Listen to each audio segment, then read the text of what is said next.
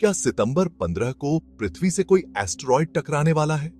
ये एक ऐसा सवाल है जो रूह कंपा देता है और दिमाग में दुनिया के खत्म होने वाली फिल्मों की तस्वीरें ले आता है।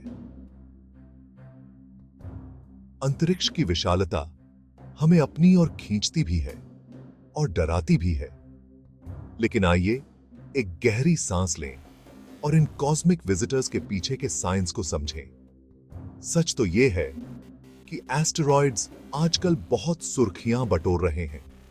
सोशल मीडिया पर आने वाली टक्करों के दावों से भरा पड़ा है, लेकिन इनमें से कितना वैज्ञानिक सबूतों पर आधारित है? और जब बात इन सेलेस्टियल वॉन्डरर्स की हो, तो हम सच को मनगढ़ंत बातों से कैसे अलग करें? आइए एस्टेरॉयड्स की दुनिया में उतरें, उस टेक्नोलॉजी को समझें जिससे हम उन्हें ट्रैक करते हैं, और इंपैक्ट इवेंट की असली संभावना को जानें। विज्ञान को समझकर हम इन विषयों को निराधार भय के बजाय जानकारी और उत्सुकता के साथ देख सकते हैं।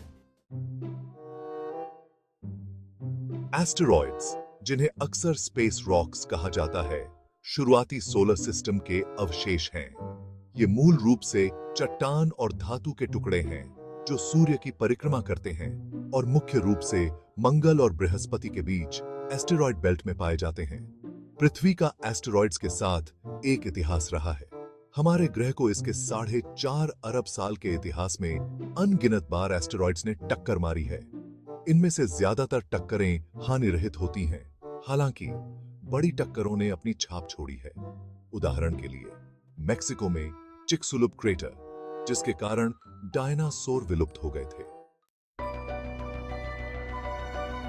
शुक्र है कि हम अंतरिक्ष में अंधे होकर नहीं उड़ रहे हैं। वैज्ञानिकों ने नियर अर्थ ऑब्जेक्ट्स या एनईओज का पता लगाने और उन्हें ट्रैक करने के लिए अत्याधुनिक तकनीक विकसित की है, जिसमें एस्टेरॉयड्स और कॉमेट्स शामिल हैं जो पृथ्वी की कक्षा के अपेक्षाकृत करीब आते हैं। दुनिया भर में और अंतरिक्ष में शक्तिशाली दूरबीनें लगातार ब्रह्मांड को स्कैन करती रहती हैं। उन्नत इमेजिंग तकनीकों से लैस ये दूरबीनें लाखों मील दूर से भी क्षुद्र ग्रहों द्वारा परावर्तित धुंधली रोशनी का पता लगा लेती हैं। एक बार एनईओ का पता चल जाने के बाद टकराव की किसी भी संभावना का आकलन करने के लिए इसकी कक्षा की सावधानी पूर्वक गणना की जाती है और पृथ्वी की कक्षा से तुलना की जाती है।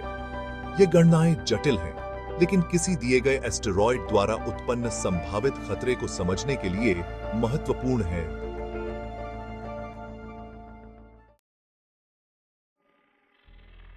भाग 4, सितंबर 15 का दावा, सच या झूठ? अब आइए बात करते हैं उस बारे में जिसके बारे में सब सोच रहे हैं, या यूं कहें कि सोलर सिस्टम में उस एस्टेरॉयड के बारे में। सितंबर 15 को पृथ्वी से एस्टेरॉयड के टकराने का दावा गलत सूचना या खगोलीय आंकड़ों की गलतफहमी पर आधारित है। किसी भी विश्वसनीय वैज्ञानिक संगठन या अंतरिक्ष एजेंसी ने उस तारीख को एस्टेरॉयड के टकराव के बारे में कोई चेतावनी जारी नहीं की है। याद रखें, वैज्ञानिक लगातार एनईओज की निगरानी कर रहे हैं और किसी भी महत्वपूर्ण खतरे के बारे में जनता को तुरंत सूचित किया जाएगा। नासा, ईएसए, यूरोपीय अंतरिक्ष एजेंसी या अन्य मान्यता प्राप्त वैज्ञानिक संस्थानों जैसे विश्वसनीय स्रोतों से सत्यापित जानकारी पर भरोसा करना महत्वपूर्ण है। सनसनीखेज सुर्खियों और सोशल मीडिया पोस्ट में अक्सर संदर्भ या सटीकता की कमी होती है, जिससे अनावश्यक भय और भ्रम पैदा होता है। अनावश्यक भय और भ्रम। भाग 5, टक्कर की संभावना। पृथ्वी से एक बड़े एस्टेरॉयड के टकराने की संभावना बहुत कम है। इसे इस तरह सोचें, आप एक डार्टबोर्ड पर डार्ट फेंक रहे हैं। अब डार्टबोर्ड पूरे सोलर सिस्टम के आकार का है। यही पैमाना हम एस्टेरॉयड के टकराव के लिए देखते हैं। छोटे एस्टेरॉयड्स वायुमंडल में जल जाते हैं, बड़े एस्टेरॉयड्स दुर्लभ हैं और उनकी निगरानी की जाती है।